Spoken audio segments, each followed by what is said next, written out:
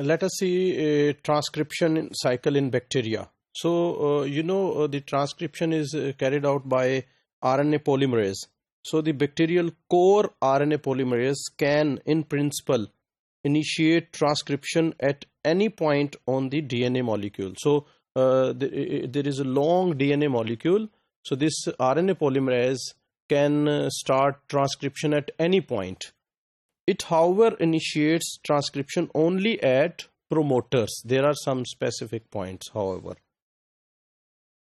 It is the addition of an initiation factor called sigma that converts core enzyme. Core enzyme consists of two alpha subunits, beta, beta prime, and omega, into the form that initiates only at promoters. So, if this sigma factor is not there, it cannot recognize the site from where the transcription to be started.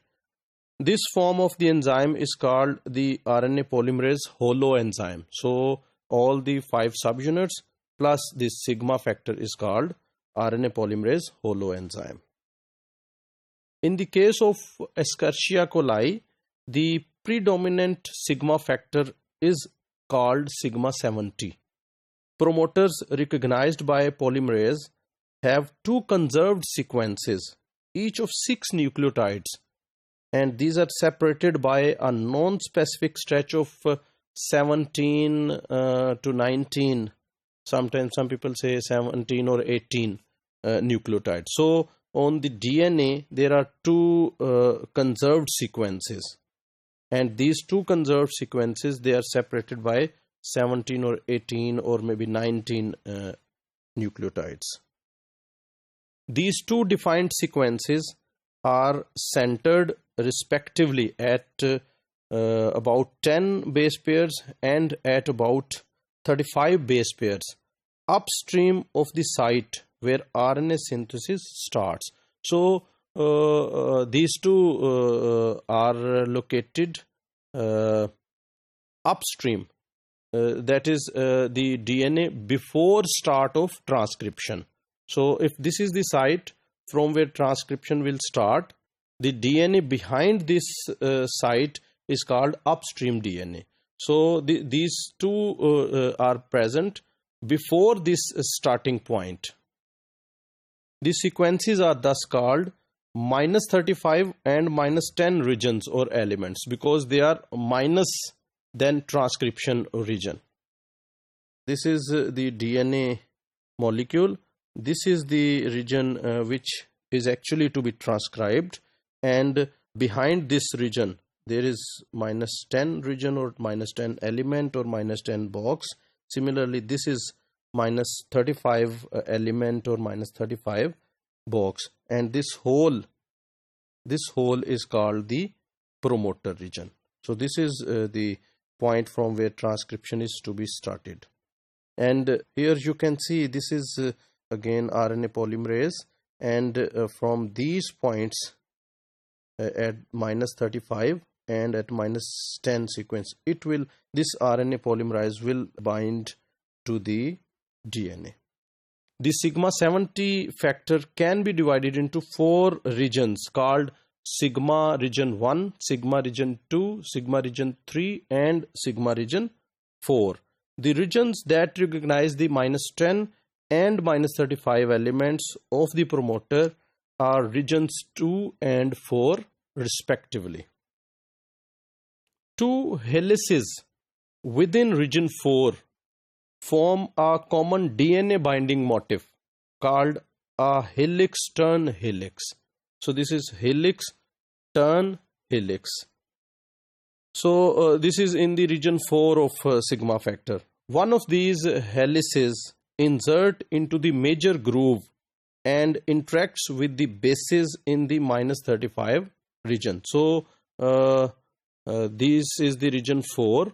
It contains 1 helix, 1 turn, and the second helix. Okay.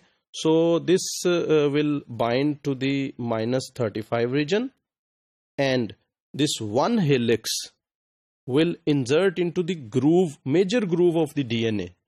you might be remembering the major groove and minor groove in the structure of DNA, in the double helix of DNA. So the first helix inserts into the major groove and interacts with the bases of -35 region. The other helix lies across the top of the groove, making contacts with the DNA backbone. So the other helix will only interact with the backbone of the DNA. So this is the helix turn helix. So this is one helix, and this helix interacts with the bases of -35 region. This is turn, and this is the second helix. Second helix only interacts with the backbone of the DNA. So this is helix turn helix. The -10 region has a more elaborate role in transcription initiation, because it is within that element that DNA melting is initiated in the transition from the closed to the open complex. So this is the region where DNA starts separating.